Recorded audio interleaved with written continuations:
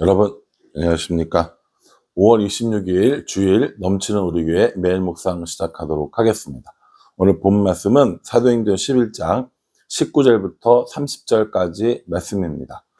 10장에 고넬료 사건이 일어났고요. 그 사건에 대한 보고를 예루살렘에 와서 베드로가 했습니다. 사람들이 무할례자의 집에 들어가서 같이 식사한 것에 대해서 비난했지만 베드로가 차근차근 설명했고, 그로 인해서 오해가 풀어지게 되고 이방인들에게도 회개에 이르는 구원이 있었다라는 것들을 이야기했었습니다. 그리고 이제 예루살렘에서는 그런 일이 있었고, 이제 다시 오늘 나오는 본문은 뭐냐면 스데반 그 사건 이후의 일들을 말하는 겁니다. 스데반이 그 순교하고 나서 많은 사람들이 다 흩어졌잖아요.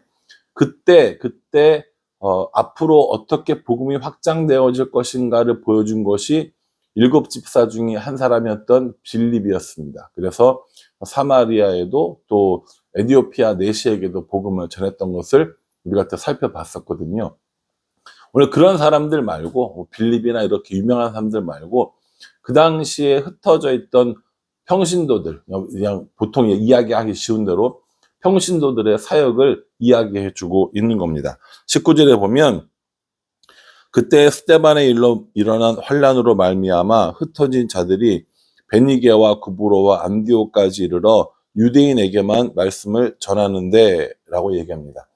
베니게와 구브로, 안디옥 이렇게 얘기하는데요. 지금 다 있는 도시거든요. 베니게는 페니키아이고요. 구브로는 키프로스 섬이고요. 안디옥은 안디오키아라는 이름으로 지금도 존재하고 있습니다. 전에 그 지진 나서 저희가 한번 그 구호 헌금하고 또 물품 보냈던 곳이 바로 안디오키아, 그래서 안디옥이었죠. 이런 식으로 그 예루살렘을 떠나서 사마리아를 떠나서 이제 이스라엘 밖으로 나가서 여러 군데에 복음을 전했다라는 겁니다. 그렇게 하던 중에 유대인들에게만 계속해서 복음을 전해줬는데, 이제는 베드로 사건 이후로요, 20절에 그 중에 구브로와 구레네 몇 사람이 안디옥에 이르러 헬라인에게도 말하여 주 예수를 전파하니 라고 이렇게 합니다. 안디옥이라는 도시가 있는 거죠. 안디오커스. 이름이 정확히 영어 이름이 생각이 안 나는데, 이 안디옥은요, 그 당시에 로마의 3대 도시 중에 하나였다고 합니다. 굉장히 번창한 도시였다라는 거죠. 그 안디옥에 사람들이 이르러서 이제는 유대인들뿐만 아니라 헬라인들에게도 복음을 전했다라는 겁니다. 헬라인이라고 하면요, 우리가 일반적으로 그리스 지역에 사는 사람들, 그 사람들이 헬라 사람이라고 불려졌고요. 그 헬라인이라는 명칭 자체가 유대인이 아닌 사람이라고 생각하셔도 됩니다. 유대인들은 이스라엘 사람들을 말하는 거고요. 헬라인이라고 하면 이방인을 뜻한다라고 생각하셔도 무방할 겁니다. 그러니까 이제 이 안디옥에 이르러서는 어떤 일이 있었다는 거예요? 이방인들에게도 복음이 전해졌다라는 겁니다. 베드로가 고넬료를 통해서 이방인에게도 복음이 전해지고 구원이 있고 성령을 받는다라는 것을 확정지었고, 이제 이름 없는, 이름 모를 이 그리스도인들, 이 평신도들을 통해서 이방인들에게도 본격적으로 복음이 전해지고 있는 겁니다. 이러한 일이 많이 생기면서 안디옥에 많은 그리스도인들이 있다고 하니까 또 이 예루살렘 교회에서는 어떻게 된 일인지 또 어떤 상황인지 알아보기 위해서 한 사람을 파송합니다. 그게 바로 바나바가 되는 것이죠. 22절에 보면요, 예루살렘 교회가 이 사람들의 소문을 듣고 바나바를 안디옥까지 보내니 이렇게 얘기합니다. 그러니까 바나바가 안디옥에 지금 어떤 일이 있는지를 조사해 보기 위한 조사관으로 파송된 겁니다. 예전에 베드로와 또 요한이 사마리아 지역에 가서 조사했던 것처럼 이 바나바도 그곳에 가서 어떤 일이 있었는지 확인하고 조사하는 것이죠. 그랬는데 가보니까 어떻게 되느냐, 23절에 그가 이르러 하나님의 은혜를 보고 기뻐하여 모든 사람에게 굳건한 마음으로 주와 함께 머물러 있으라 권하니 이렇게 얘기합니다. 갔더니 어떻게 해요? 하나님의 은혜가 정말 놀라운 겁니다. 이방인들에게도 복음이 전해진다는 것이 확인되어졌고 그들도 구원받고 성령을 받는다는 것이 확인되어졌는데 이제 큰 도시였던 이 안디옥이 이렇게 하나님의 은혜가 충만한 것을 보고 바나바는 매우 기뻤습니다. 그래서 사람들에게 굳건한 마음으로 주께 붙어 있으라 라고 이렇게 권하는 거죠. 사역이 점점 커지니까 이 바나바가 자신이 혼자 할 수 없음을 깨닫게 됩니다. 그래서 누구를 부르느냐? 25절에요. 바나바가 사울을 찾으러 다소에 가서 이렇게 얘기합니다. 다소에 있는 사울을 찾아오는 것이죠. 그 다소와 안디옥은요 아주 먼 거리는 아니거든요. 그래서 다소에 있는 사울에게 가서 나와 함께 안디옥 교회를 좀 이렇게 가르치고 굳건하게 합시다라고 얘기를 했겠죠. 바나바의 이런 성품은 참 좋습니다. 왜냐면요, 바나바는 스스로 어느 정도까지는 할 수 있지만 그 이상은 할 수 없다라는 것을 알았던 거예요. 그래서 바나바가 그 사울을 데리고 오는 겁니다. 그럼 바나바를 향해서 뭐라고 이야기하냐면 24절에요. 바나바는 착한 사람이요 성령과 믿음이 충만한 사람이라 이에 큰 무리가 주께 더하여지더라 라고 이렇게 합니다. 바나바는 착한 사람이래요. 성령과 믿음이 충만한 사람입니다. 이 사람으로 인하여서 더 많은 무리들이 생기게 되었고 그것이 이제 자신의 역량을 넘어갔다고 판단하니까 아무래도 이제 더 이 적합한 사울을 데리고 왔다라는 겁니다. 그러니까 교회는 뭐 교회뿐이겠습니까? 모든 조직에는요 리더가 중요합니다. 리더의 크기만큼 조직도 자라나고요. 담임 목사의 크기만큼 교회도 성장한다고 저는 생각합니다. 이런 이야기를 할 때마다 참 부끄럽고 어렵습니다.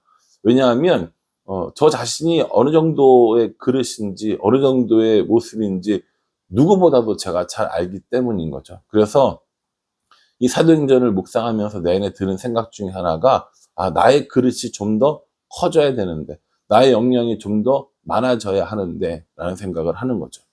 근데 이거는요 일반 조직이나 일반 무슨 회사나 이런 데서는 뭐 역량을 개발을 하고 기술을 개발하고 이런 것들을 통해서 가능할 수 있겠지만 교회는 하나님의 교회이기 때문에 결국 성령과 믿음이 충만해야 한다는 것을 다시 한번 깨닫게 됩니다.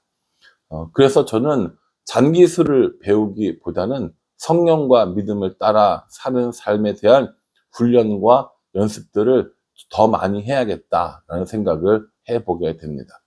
여러분들에게 적용시켜보면 어떠세요? 여러분들은 여러분들 스스로가 어떤 기술과 어떤 역량과 재능들을 키우는 일에 집중하십니까? 아니면 하나님의 성령과 또 믿음을 크게 하려고 애쓰십니까? 두 개가 다 필요한 거고요. 둘 중에 하나만 선택하라는 건 아닙니다. 그러나 우리 중심에 성령과 믿음을 따라 행하는 것이 더 중요하다는 생각을 가지고 그 위에 재능과 기술들도 더 배우는 것이 필요하지 않을까라는 생각을 해 봅니다. 바나바와 사울이 이 안디옥 사람들을 1년 동안 가르쳤어요. 그 결과를 한번 보십시오. 26절에 만남에 안디옥에 데리고 와서 둘이 교회에 1년간 모여 있어 큰 무리를 가르쳤고 제자들이 안디옥에서 비로소 그리스도인이라 일컬음을 받게 되었더라 라고 이렇게 얘기합니다. 1년 동안 가르치고 나니까 이 안디옥 사람들을 향해서 사람들이 그리스도인이라고 불렀다는 거죠. 우리나라 말로 하자면요 그리스도에게 속한 사람, 좀 더 이야기하자면 예수쟁이 이 정도 될 겁니다. 저 사람들은 뭔가 달라. 왜 저렇게 다르지? 저 사람들이 그리스도에게 예수에게 속해 있기 때문에 저렇게 행동하는구나 라는 의미로 그리스도인이라는 칭호를 주었다라는 겁니다. 그래서 이때부터 이제 이 안디옥을 중심으로 해서 많은 사람들이 모이게 되고요. 또 많은 교회들을 파송하는 본격적인 일들이 시작되어지는 겁니다. 단순히 교회 건물이 예뻐서 위치가 좋아서 혹은 뭐 뭐 시설이 좋아서 이래서 교회가 부흥하는 것이 아니라 하나님의 명령을 받은 그리스도를 닮아가는 이런 사람들이 있을 때 뭔가 달라 보이네. 왜 저 사람들은 저렇게 하지? 라는 이 생각으로 사람들이 몰려들게 되었다라는 겁니다. 저는 우리 교회도 그랬으면 좋겠어요. 우리 교회가 뭐 좋은 시설, 뭐 이런 것들을 자랑할 수 있는 교회는 아니지만 누구라도 저 사람들은 정말 하나님에게 속한 사람들 같아. 저 사람들은 정말 그리스도에게 속한 사람 같아. 저 교회는 정말 교회다운 교회야 라는 소리를 듣는다면 얼마나 좋겠는가 라는 생각을 해봅니다. 이게 쉽지 않다는 걸 잘 압니다. 열심히 공부하고 열심히 배우고 열심히 살아갈 때 이런 일이 가능하다고 생각합니다.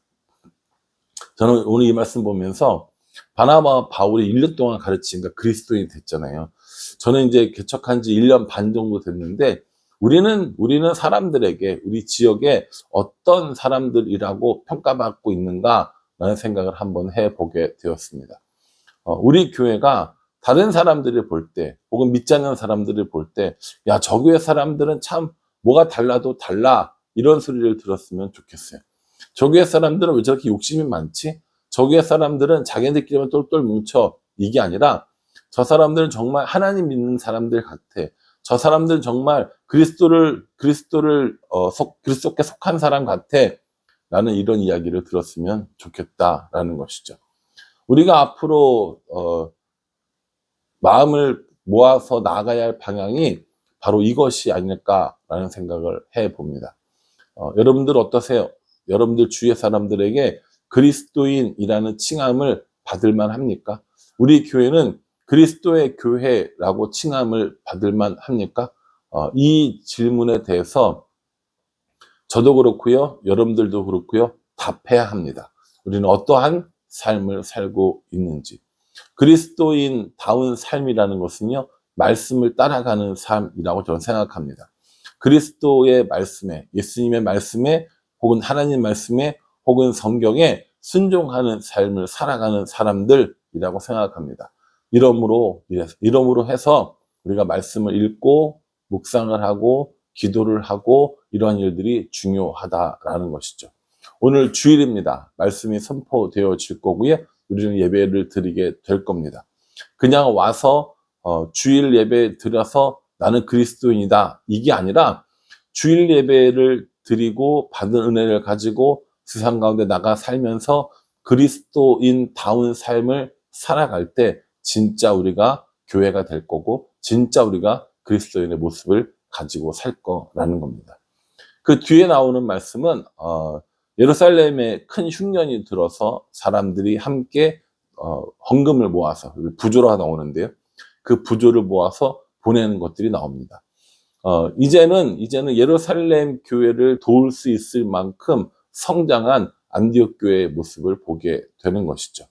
여러분 어떠세요? 우리도 이런 교회가 됐으면 좋지 않겠습니까? 안디옥 교회가 앞으로 어떠한 일들을 하는지 살펴보면서 그 안디옥 교회와 닮아가는 우리 교회가 또 우리들 모두가 됐으면 좋겠다는 생각을 한번 해보게 됩니다. 바라기는 저도 그렇고 여러분들도 그렇고요. 그리스도인다운 삶을 살아가고 교회다운 교회가 만들어져서 하나님께 칭찬 듣고 사람들에게 칭찬 듣는 우리 모두가 될 수 있기를 주님의 이름으로 축복합니다. 기도하겠습니다. 하나님, 오늘 바나바와 사울의 모습을 통하여 안디옥 교회가 성장하는 것들을 보게 되어집니다. 우리도 또 우리 교회도 이렇게 그리스도인다운 교회다운 그런 모습을 가지고 살았으면 좋겠습니다. 역량을, 기술을, 재능을 갈고 닦는 것으로 만족하는 것이 아니라 성령과 믿음이 충만한 우리 모두가 될 수 있도록 우리 인도하여 주시옵소서. 예수님의 이름으로 기도합니다. 아멘. 오늘 주일입니다. 오늘 예배에 오셔서요, 말씀 가운데 함께 해주시고요. 오늘 이 예배를 통하여서 더 그리스도인 삶을 살아가는 우리 모두가 되기를 간절한 마음으로 기도하겠습니다. 감사합니다.